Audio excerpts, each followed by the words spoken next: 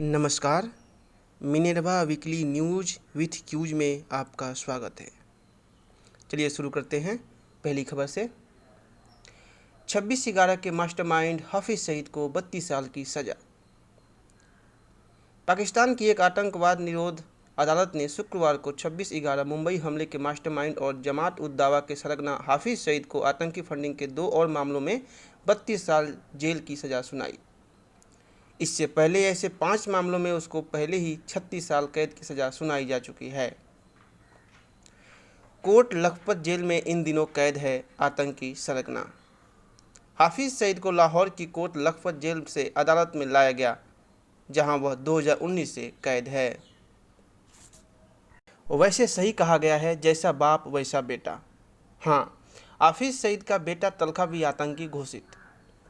भारत ने लश्कर तैयबा (LET) के संस्थापक और मुंबई हमले के मुख्य साजिशकर्ता हाफिज सईद के बेटे हाफिज तलहा सईद पर नकेल कसना शुरू कर दिया है। गृह मंत्रालय ने एक अधिसूचना जारी कर तलहा को भारत की तरफ से घोषित आतंकियों की सूची में शामिल कर लिया है। इसके लिए गैर कानूनी गतिविधियां रोकथाम कानून 1967 में आवश्यक संशोधन किया गया है। भारतीय सर्वोच्च न्यायालय ने कहा, विदेशी चंदा प्राप्त करना पूर्ण अधिकार नहीं। सुप्रीम कोर्ट ने शुक्रवार को एक फैसले में कहा कि विदेशी चंदा प्राप्त करना पूर्ण अथवा निहित अधिकार नहीं है। कोर्ट ने विदेशी अंशदान नियमन संशोधन कानून 2020 FCRA को संवैधानिक ठहराते हुए कहा कि विदेशी चंदे से संबंधित प्राविधान व्यापक जनहित, लोक व्यवस्था और विशेष तौर पर देश की संप्रभुता और अखंडता की सुरक्षा के लिए प्रभावी नियामक उपाय है। कोर्ट ने फैसले में विदेशी चंदे के जरिए विदेशी दानकर्ता द्वारा देश की सामाजिक आर्थिक संरचना और राजनीति को प्रभावित करने की संभावनाओं की ओर भी इशारा किया। कोर्ट ने कहा कि विदेशी चंदा देश की नीतियां और राजनीतिक विचारधारा को प्रभावित कर सकता है। भारतीय रिजर्व बैंक के गवर्नर शशिकांत दास ने कहा, वर्तमान वैश्विक संकट इकोनॉमी की बड़ी चुनौती। कोरोना महामारी के बाद पटरी पर लौटती इकोनॉमी के सामने यूक्रेन रूस युद्ध सबसे बड़ी चुनौती है। कच्चे तेल और विभिन्न उद्योग के कच्चे माल की कीमतों में वृद्धि को देखते हुए ही RBI ने चालू वित्त वर्ष का विकास दर अनुमान घटाकर 7.2% किया है। यह स्थिति भी तब होगी जब वैश्विक हालात मौजूदा हालात और नहीं बिगड़ते हैं।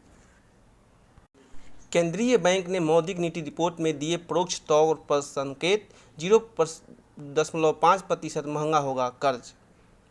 वित्त वर्ष 2022-23 की पहली मौद्रिक नीति समीक्षा करते हुए भारतीय रिजर्व बैंक के गवर्नर डॉक्टर शशिकांत दास ने कहा है कि आने वाले दिनों में केंद्रीय बैंक के लिए विकास से ज़्यादा महंगाई को रोकने की प्राथमिकता दी जाएगी।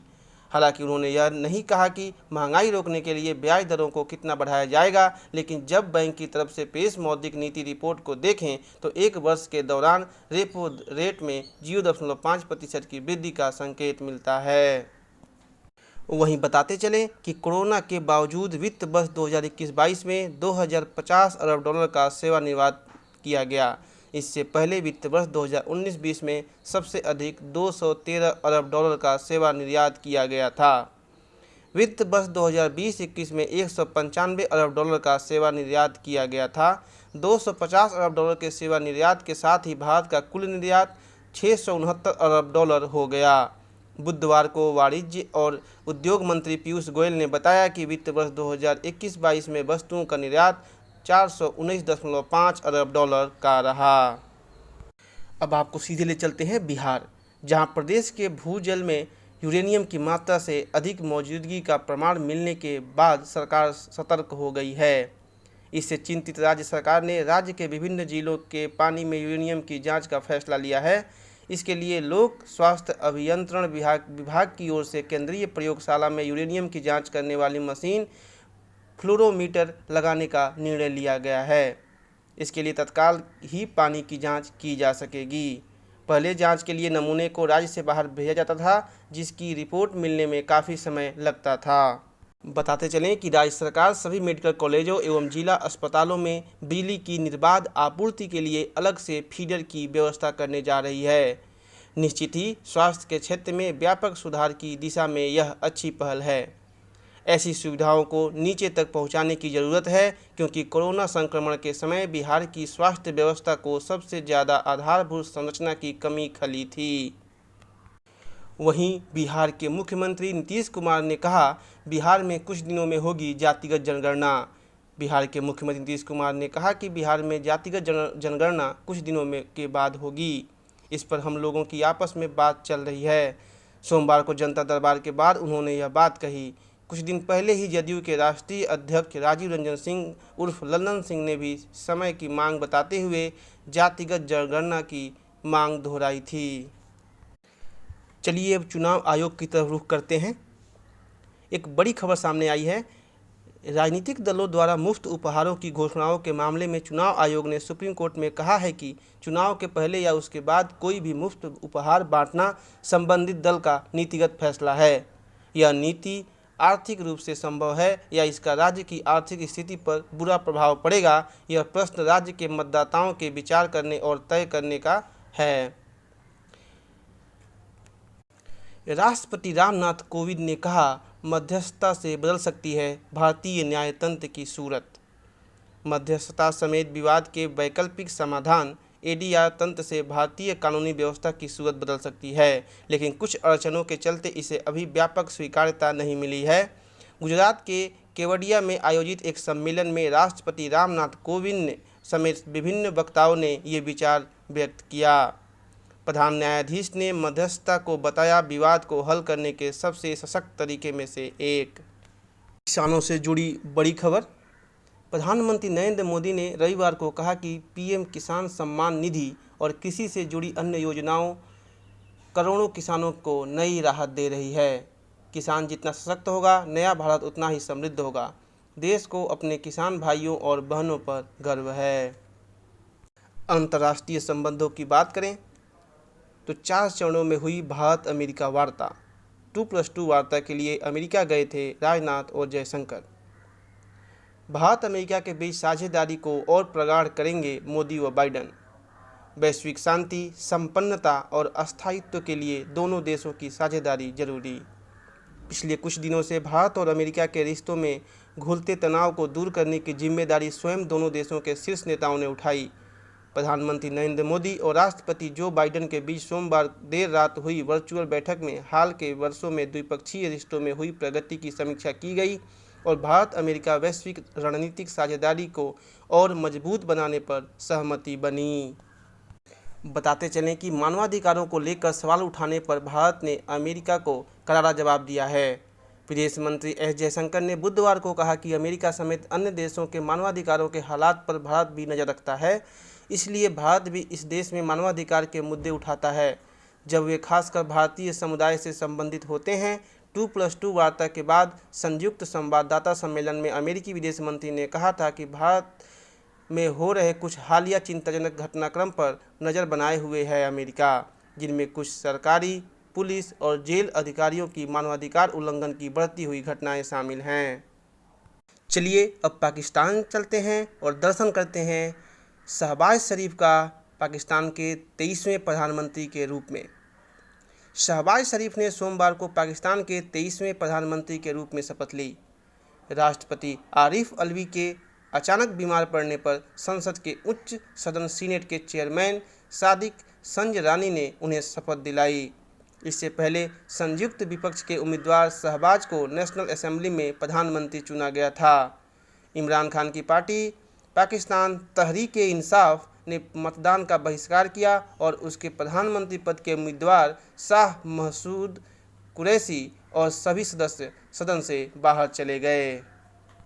अब आपको हवाई सैर कराते हैं। जी हाँ, भारत में निर्मित विमान की आज पहली कमर्शियल उड़ान।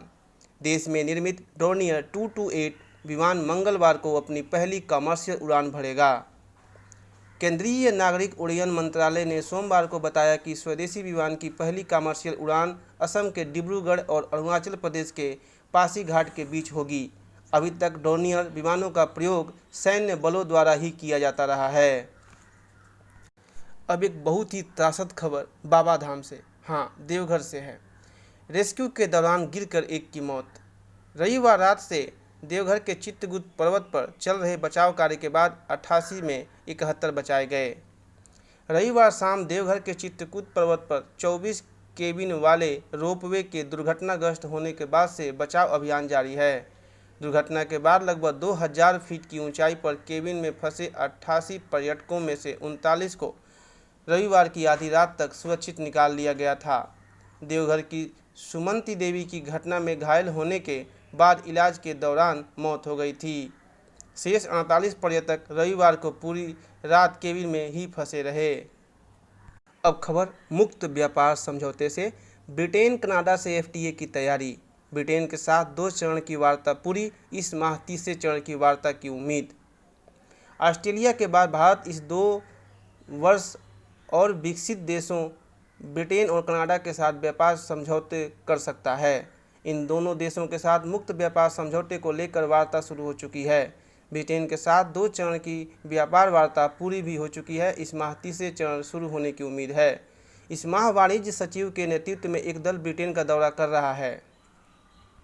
अब 5G स्पेक्ट्रम की बड़ी खबर। 5G स्पेक्ट्रम की कीमत 40% कम रखने की सिफारिश। टेलीकॉम नियामक ट्राई ने 5G स्पेक्ट्रम की नीलामी के लिए रिजर्व प्राइस या न्यूनतम मूल्य पिछली बार के मुकाबले 40% तक कम रखने की सिफारिश की है। 700 मेगाहर्ट्ज बैंड के रिजर्व मूल्य में 40% और 3300 से 3670 मेगाहर्ट्ज के मूल्य में 35% की कटौती का प्रस्ताव दिया गया है।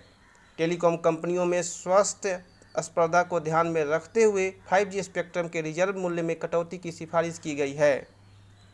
वहीं बिजली चोरी को ध्यान में रखकर एक समाधान नजर आया है। देश में बिजली चोरी की समस्या का समाधान अब स्मार्ट मीटर से ही होने की उम्मीद है।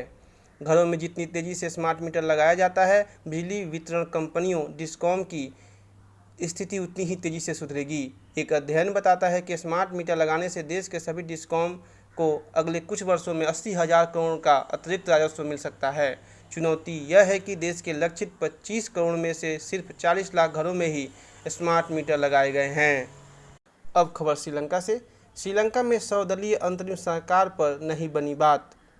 श्रीलंका को अभूतपूर्व आर्थिक संकट से उबारने के लिए राष्ट्रपति गोताबाया राजपक्षे और राष्ट्र सत्तारूढ़ श्रीलंका पोडुजाना पेरामुना गठबंधन के निर्दलीय सांसदों के बीच वार्ता बेनतीजा रही। साथ ही देश में सर्वदलीय अंतरिम सरकार बनाने का प्रयास भी विफल हो गया। इस बीच गोटाबाया के इस्तीफे की मांग को लेकर प्रदर्शन जारी है।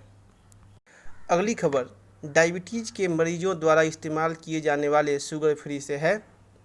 कृत्रिम मिठास से प्रभावित होता है लीवर का कामकाज। एक आम धारणा है कि कृत्रिम तौर पर बने शुगर फ्री या जीरो शुगर वाले खाद्य और पेय से स्वास्थ्य को नुकसान नहीं होता है। यदि आप भी ऐसा सोचते हैं तो अब सावधान हो जाएं। यागर्ट और डाइट सोडा जैसे पदार्थ आपके लीवर को कमज़ोर कर सकते हैं, जिससे टॉक्सिन को बाहर करने की उसकी क्षमता प्रभावित होती है।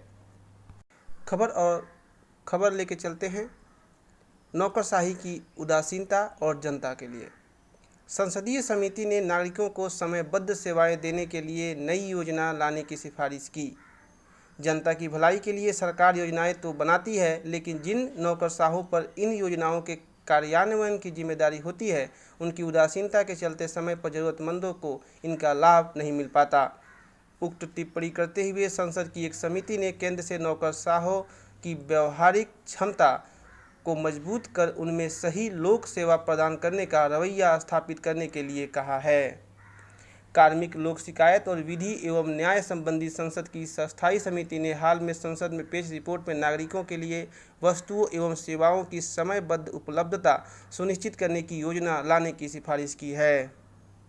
मिशन आबाद की बात करते हैं। सुरक्षा एजेंसियों के अनुसार ISN, MWL व WSAMY भारत नेपाल सीमा पर समुदाय विशेष को सुनियोजित तरीके से बसा रही है। इस अभियान को मिशन आबाद नाम दिया है। इसके लिए बाकायदा फंडिंग की जा रही है। नेपाल में ही अस्थायी निवास प्रमाण पत्र के साथ भवन का भी निर्माण कराया जा रहा है। नौकरी के साथ ही रोजगार के अवसर भी दिए जा रहे हैं। धर्म विशेष से जुड़ी प्रचार सामग्री भी मुहैया कराई जा रही है। हाल के दिनों में भारतीय सीमा से सटे नेपाली क्षेत्रों में ऐसे लोगों ने अकूट संपत्ति अर्जित की है, जिनकी आय का ठोस माध्यम ही नहीं है। उत्तराखंड से सिक्किम तक भारत से लगी नेपाल सीमा पर मिशन आबाद तेजी से परवान चढ़ा है। इसी के तहत बांग्लादेश व भारत के प्रमुख नगरों से होते हुए रोहिंग्या करीब 1391 किलोमीटर की यात्रा कर काठमांडू तक पहुंच गए। G7 की बैठक में हिस्सा लेंगे पीएम मोदी। जून 2022 में जर्मनी में होने वाली समूह 7 की बैठक में प्रधानमंत्री नरेंद्र मोदी के हिस्सा लेने की पूरी संभावना है।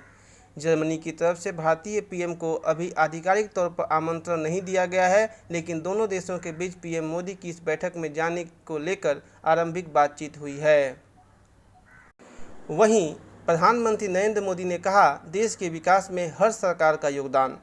देश के अब तक के सभी प्रधानमंत्रियों के कार्यों, उनकी नीतियों सहित उनके जीवन से जुड़े अहम पहलुओं को समेटे हुए भव्य और हाईटेक संग्रहालय को प्रधानमंत्री नरेंद्र मोदी ने गुरुवार को राष्ट्र को समर्पित किया। प्रधानमंत्री संग्रहालय का उद्घाटन करते हुए बोले, हर पीएम ने समय की चुनौतियों को पार करते हुए देश को आगे ले जाने की कोशिश की है। समान धर्म स्थल संहिता पर विचार करते हुए माननीय सर्वोच्च न्यायालय ने कहा, संसद को कानून बनाने का आदेश नहीं दे सकता है कोर्ट। सुप्रीम कोर्ट ने सभी धर्मों के धर्मार्थ ट्रस्ट और धार्मिक संस्थाओं के लिए एक समान कानून बनाने की मांग वाली याचिका पर बुधवार को विचार करने से इनकार कर दिया। साथ ही कहा कि कोर्ट, चाहे हाई कोर्ट हो या सुप्रीम कोर्ट, संसद को कानून बनाने का आदेश नहीं दे सकता। जस्टिस DY चंद्रचूड़ और जस्टिस सूर्यकांत की पीठ ने भाजपा नेता और वकील अश्विनी कुमार उपाध्याय की याचिका पर सुनवाई से इनकार करते हुए कहा कि याचिका में समान कानून बनाने का आदेश मांगा गया है। कानून बनाना संसद के अधिकार क्षेत्र में आता है। कोर्ट कानून को बनाने के लिए संसद को आदेश नहीं दे सकता है। घाटी से एक बार फिर दिल दहलाने वाली खबर आई है। कश्मीरी हिंदुओं को फिर धमकी दी गई है, इस्लाम कबूलो या फिर घाटी छोड़ो। आतंकी संगठन लश्कर-ए-इस्लाम ने बारामूला में कश्मीरी हिंदुओं की कॉलोनी में भेजा धमकी भरा पत्र। विस्थापित कश्मीरी हिंदुओं के पुनर्वास को लेकर केंद्र सरकार के तेज हो रहे प्रयासों से आतंकी संगठन बौखला गए हैं और 1990 जैसा माहौल बनाने के लिए कश्मीरी हिंदुओं को घाटी छोड़ने की धमकियां दे रहे हैं। अब आतंकी संगठन लश्कर-ए-इस्लाम ने घाटी में रह रहे कश्मीरी हिंदुओं को पत्र भेजकर धमकी दी है कि इस्लाम कबूल करो या वादी छोड़ दो, नहीं तो मरने के लिए तैयार रहो। इतना ही नहीं, आतंकियों ने कश्मीरी मुस्लिमों को भी उनका साथ न देने की चेतावनी दी है। अब खबर युद्ध के मैदान से। मारिउपोल बंदरगाह पर रूस का कब्जा। 1000 से ज़्यादा यूक्रेनी सैनिकों ने डाले हथियार। डोनबास और क्रीमिया के बीच संपर्क कायम। 1.5 महीने से ज़्यादा की लड़ाई के बाद बुधवार को यूक्रेन में रूसी सेना को बड़ी सफलता हाथ लगी। रूसी सेना ने मारिउपोल के बंदरगाह पर कब्जा कर लिया। यह यूक्रेन के प्रमुख बंदरगाहों में से एक है। यहाँ पर हफ्तों से घिरे 1000 से अधिक यूक्रेनी नौसैनिकों ने आत्मसमर्पण किया है। वहीं जवाबी कार्रवाई में धू जला रूसी युद्धपोत मस्कवा। नेपच्यून मिसाइल से किया हमला। काला सागर में लंगर डाले रूसी विध्वंसक पोत मस्कवा गुरुवार को अचानक धू कर जल उठा। पानी के बीच उठ रही ऊंची लपटों के मध्य से जैसे तैसे उसमें सवार नौसैनिकों को बाहर निकाला गया, लेकिन विध्वंस के लिए कुख्यात जहाज का अपना कुछ नहीं बचा। रूसी रक्षा मंत्रालय ने कहा है कि युद्धपोत में लगी आग उसमें रखे शस्त्रों और गोला बारूद तक पहुंच गई और जिसके कारण मस्कवा बर्बाद हो गया, जबकि यूक्रेन ने दावा किया है कि उसके मिसाइल हमले से रूस का विध्वंसक बर्बाद हुआ है। अब इसे वापस रूस ले जाया जा रहा है। प्रमोशन में आरक्षण से जुड़ी एक बड़ी खबर। कार्मिक एवं प्रशिक्षण विभाग ने जारी किया है निर्देश। प्रोन्नति में आरक्षण के लिए SC और ST के आंकड़े जुटाएगी केंद्र सरकार। सुप्रीम कोर्ट के आदेश का हवाला देते हुए सभी विभागों को पत्र भेजा। कर्मचारियों के लिए प्रमोशन में आरक्षण की नीति लागू करने से पहले केंद्र सरकार ने सभी विभागों से अनुसूचित जाति और अनुसूचित जनजाति के अपर्याप्त प्रतिनिधित्व पर आंकड़े जुटाने को कहा है। विभागों से कहा गया है कि वे प्रोन्नति के लिए विचार किए जा रहे अफसरों की पात्रता का मूल्यांकन करें। रक्षा मंत्री राजनाथ सिंह ने समावेशी हिंद और प्रशांत क्षेत्र की प्रतिबद्धता दोहराई। रक्षा मंत्री राजनाथ सिंह ने अमेरिकी हिंद प्रशांत कमान के मुख्यालय का दौरा किया और उसके नेतृत्व से भारत अमेरिकी रक्षा सहयोग की सभी क्षेत्रों में बढ़ाने के लिए विस्तृत बातचीत की। क्षेत्र में चीन की बढ़ती आक्रामकता के बीच उन्होंने मुक्त, खुला व समावेशी हिंद प्रशांत के लिए अमेरिका के साथ मिलकर काम करने की प्रतिबद्धता दोहराई। अनुसंधान के क्षेत्र से बड़ी खबर, अल्ट्रा प्रोसेस्ड खाद्य पदार्थ खाने से किशोरों में मोटापे का खतरा। ब्राज़ील स्थित यूनिवर्सिटी ऑफ साओ पाउलो के शोधकर्ताओं ने अल्ट्रा प्रोसेस्ड खाद्य पदार्थों के सेवन के प्रभावों का निर्धारण किया है। कोल्ड ड्रिंक्स, आइसक्रीम व चिप्स जैसे बहुस्तरीय प्रसंस्कृत खाद्य पदार्थों को अल्ट्रा प्रोसेस्ड फूड की श्रेणी में रखा गया। अल्ट्रा प्रोसेस्ड खाद्य पदार्थों के इस्तेमाल के आधार पर उन्हें 3 वर्गों में बांटा गया था। जब उच्च स्तर कुल खाने की सामग्री के वजन का औसतन 64% की न्यूनतम स्तर 18.5% से तुलना की गई तो उन्होंने पाया कि 45% प्रोसेस्ड खाद्य सामग्री का इस्तेमाल करने वालों में मोटापे का खतरा बढ़ा है। अब बारी आपकी। अब हम क्विज में कुछ सवालों के जवाब आपसे जानेंगे और अपनी प्रतिक्रिया देंगे। पहला सवाल, डायबिटीज़ से पीड़ित रोगों के लिए बाजार में इंसुलिन कब लाया गया था? इसलिए मैं ही बता देता हूँ। पहली बार 15 अप्रैल 1923 को डायबिटीज रोगियों के लिए इंसुलिन बाजार में उपलब्ध हुआ। 1921 में विज्ञानी फ्रेडरिक ग्रांट बैटिंग ने यूनिवर्सिटी ऑफ टोरंटो में इंसुलिन की खोज की थी। स्वास्थ्य जगत के लिए यह खोज मील का पत्थर साबित हुई थी। वहीं दूसरा सवाल, लंदन में बायोनिक आंखों का प्रत्यारोपण पहली बार कब हुआ? 2008 में आज ही 15 अप्रैल को लंदन के मूरफील्ड्स आई हॉस्पिटल में 2 दृष्टिहीन रोगियों में पहली बार बायोनिक आंखों का सफल प्रत्यारोपण किया गया। इस प्रक्रिया में इलेक्ट्रॉनिक डिवाइस द्वारा आंख के लेंस को कृत्रिम रेटिना से जोड़ा जाता है। अगला सवाल, हरिऔध का पूरा नाम क्या है और उनका जन्म कब हुआ था? खड़ी बोली के प्रथम महाकवि माने जाते हैं अयोध्या सिंह उपाध्याय हरिऔध। उनका जन्म आज ही 15 अप्रैल को 1865 में उत्तर प्रदेश के आजमगढ़ में हुआ था। उन्होंने शुरुआती दिनों में अध्यापन का कार्य किया, बाद में रचना कर्म से जुड़ गए। उनकी रचना प्रिय प्रवास बेहद लोकप्रिय हुई और उन्हें खड़ी बोली का प्रथम महाकवि कहा गया। 1922 में हिंदी साहित्य सम्मेलन के सभापति बने। इनकी प्रसिद्ध काव्य रचनाएं वैदेही वनवास, काव्योपवन, हरिऔध सतसई आदि हैं। 16 मार्च 1947 को उन्होंने अंतिम सांस ली। चौथा सवाल, पहला सिनेमाघर कहाँ खोला गया था और उसका नाम क्या था? न्यूयॉर्क में दुनिया का पहला सार्वजनिक सिनेमाघर खोला गया और उसका नाम था काइनेस्टोस्कोप पार्लर, जहां 10 मशीनें लगाई गई थी। इस मशीन के माध्यम से एक बार में एक व्यक्ति ही उसमें चल रही फिल्म देख सकता था।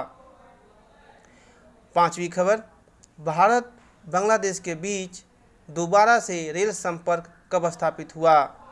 2008 में 14 अप्रैल को भारत और बांग्लादेश के बीच दोबारा रेलवे सेवा की शुरुआत हुई थी। 1965 के बाद से दोनों देशों के बीच रेलवे सेवा बंद थी। 2008 में कोलकाता से ढाका को जोड़ने वाली ट्रेन चलाई गई। दोनों देशों के बीच चली इस ट्रेन को मैत्री एक्सप्रेस नाम दिया गया।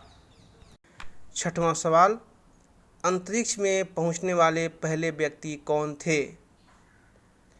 इसका जवाब है, अंतरिक्ष में पहुंचने वाले पहले व्यक्ति सोवियत संघ के गागरिन थे। यह उपलब्धि पाने वाले वह पहले मानव थे। यूरी ने वोस्टॉक यान से 326 किलोमीटर की ऊंचाई पर 27,000 किलोमीटर प्रति घंटे की गति से पृथ्वी की कक्षा में 108 मिनट तक चक्कर लगाया था। सातवां सवाल, पहली बार इंसान की आवाज़ को कहाँ रिकॉर्ड किया गया? इसका सही जवाब है, फ्रांस में पहली बार इंसान की आवाज़ को रिकॉर्ड किया गया। इस मशीन को नाम दिया गया था फोनाटोग्राफ। इसे फ्रांस के डी मार्टिनविल ने बनाया था। 20 सेकंड की इस रिकॉर्डिंग में फ्रांस का लोकगीत रिकॉर्ड किया गया था। आखिरी सवाल, एशिया की पहली संपूर्ण भूमिगत जल विद्युत परियोजना कब और कहां शुरू की गई थी? यह प्रोजेक्ट हिमाचल प्रदेश के किन्नौर जिले में स्थित है। इसे भाभा नदी पर बनाया गया है। इसकी उत्पादन क्षमता 120 मेगावाट है। इस परियोजना की कुल लागत लगभग 167 करोड़ रुपए थी। इसी के साथ आज का यह समाचार साप्ताहिक यहीं समाप्त हुआ।